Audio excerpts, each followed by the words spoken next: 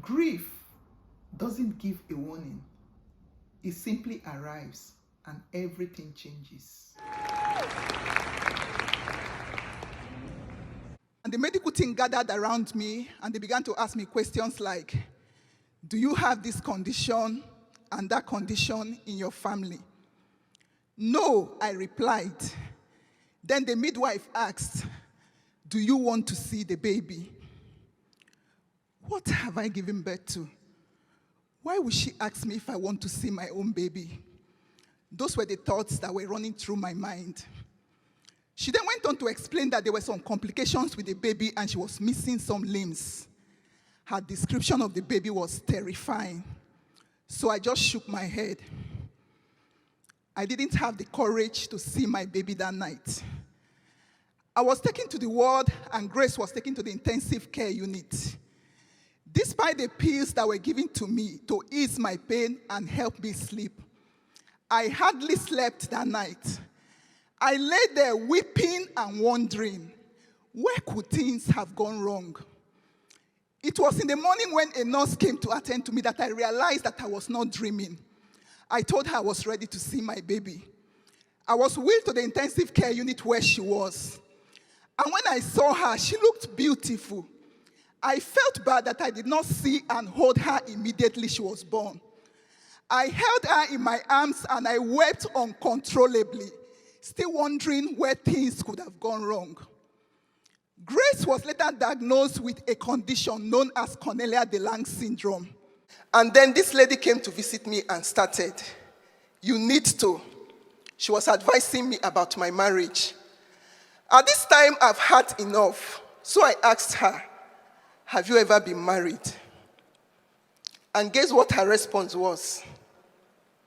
She busted into tears saying, I'm only trying to help you and you are being mean to me. You are trying to help me in something you know nothing about? I was dumbfounded. How can someone who have never been married come to tell me how to make a marriage I've been in for over 17 years work? What shocked me in all this was that none of these people even asked me, Eyum, what happened? I used to be easily influenced by the opinions of others.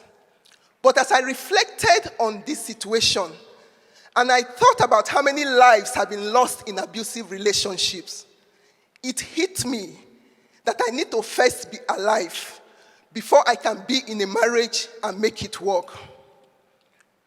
We are so quick to see the fault in others because it's often less uncomfortable than facing our own shortcomings. But real growth happens when you turn that critical eye inwards. And 15 years later, God decides to take her home. Before my own eyes, my daughter passed.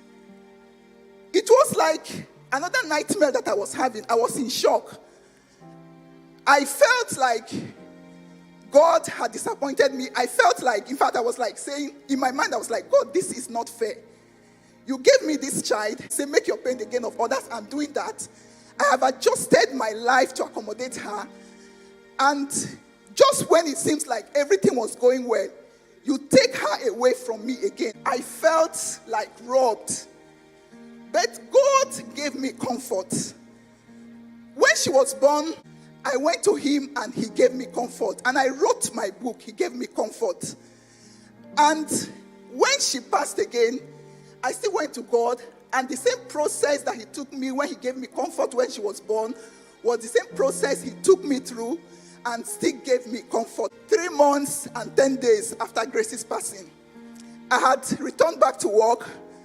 And I get a phone call from one of my brothers in Nigeria. And lo and behold, he said, our mother have died. And I was like, maybe this is going to break me. I'm just trying to heal from Grace's passing. And then my mother also dies. But again, I went to God in my distress. And he gave me comfort.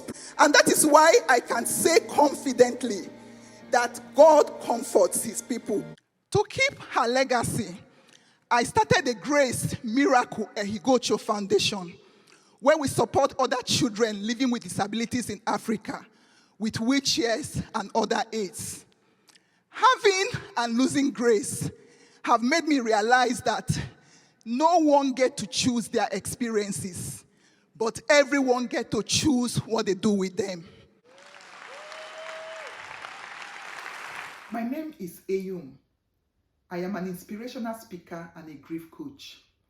Today, I help individuals, organizations, and faith communities to navigate the unspoken terrain of loss, not just by acknowledging the pain, but by equipping them to move forward with resilience.